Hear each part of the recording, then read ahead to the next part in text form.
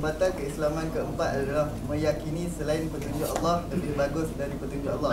Bagaimana pula dengan segelintir pemuja demokrasi? Apakah mereka termasuk dalam kategori ini? Kalau itu satu akidah, bermakna rosak akidahnya. Kalau itu satu budaya, budaya demonstrasi satu budaya, saya rasa insya-Allah. Tetapi kebanyakan orang yang buat demo tu orang jahil, minta maaf. Kebanyakan yang buat demo tu tak tahu hukum. Kalau tahu hukum dia tak akan lakukan. Dan demonstrasi ini asalnya daripada Yahudi. Bilakah demonstrasi yang berlaku di dalam negara Islam yang pertama kali dalam pemerintahan Osman? Osman terbunuh oleh kerana gara-gara Abdullah bin Sabah buat demonstrasi. Jadi demonstrasi yang pertama dilakukan oleh Yahudi. Ingat, kata Rasulullah SAW, umat ini akan ikut Yahudi, mula sehasta, kemudian sejengkal, kemudian masuk ke lubang biawak, mereka akan ikut. Kata Rasulullah SAW, apakah yang diikut itu Yahudi? Ya Rasulullah, kata Rasulullah SAW, kalau bukan Yahudi, siapa lagi? Jadi demonstrasi ini diujurkan oleh Abdullah bin Sabah dalam pemerintahan Osman, sehingga Osman terbunuh. Ya? Jadi demonstrasi tidak ada.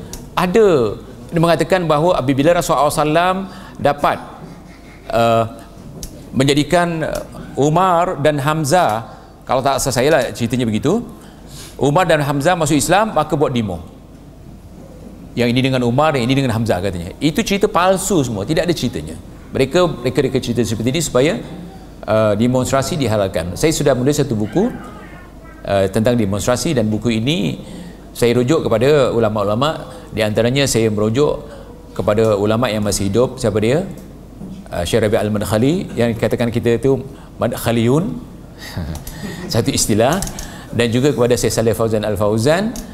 Dan ada wakil daripada Saudi datang ke rumah saya mengambil sejumlah buku saya, dan buku saya dibawa ke Darul Ifta. Di situ ada penterjemah bahasa Melayu ataupun bahasa Indonesia, dan di antaranya yang mereka senang dengan buku demonstrasi. Ya, kata mereka, ya, berikan tahu kepada umat bahawa demonstrasi ini bukan ajaran Islam. Demonstrasi adalah ajaran Yahudi. Walan tarda ankal yahud walan nasara hatta tattabi'a millatahum.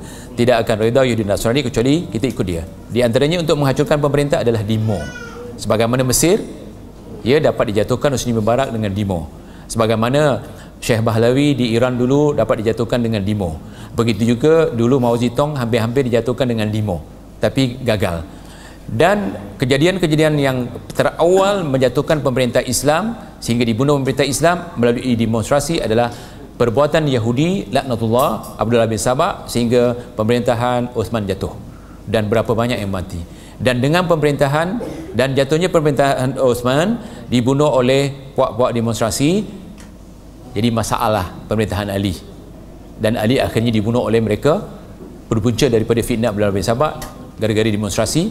Kerana bila Osman dibunuh, Yazid bangun, ya, disuruh Ali tangkap siapa pembunuh Osman. Ali tidak dapat tangkap kerana yang bunuh Osman itu terlalu ramai.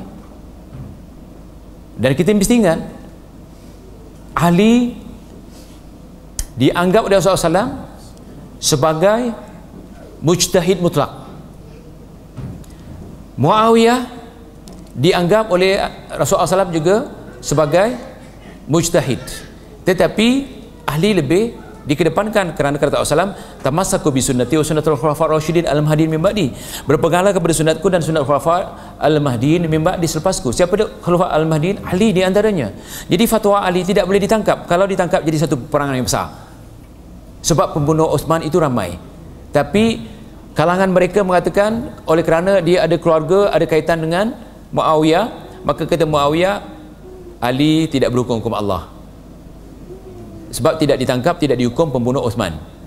Jadi dua-dua ini sebagaimana dijelaskan oleh Syarah Sunnah oleh Imam Al-Balbahari, kita jangan masuk campur. Jangan salahkan Ali, jangan salahkan Muawiyah, jangan salahkan pun sahabat.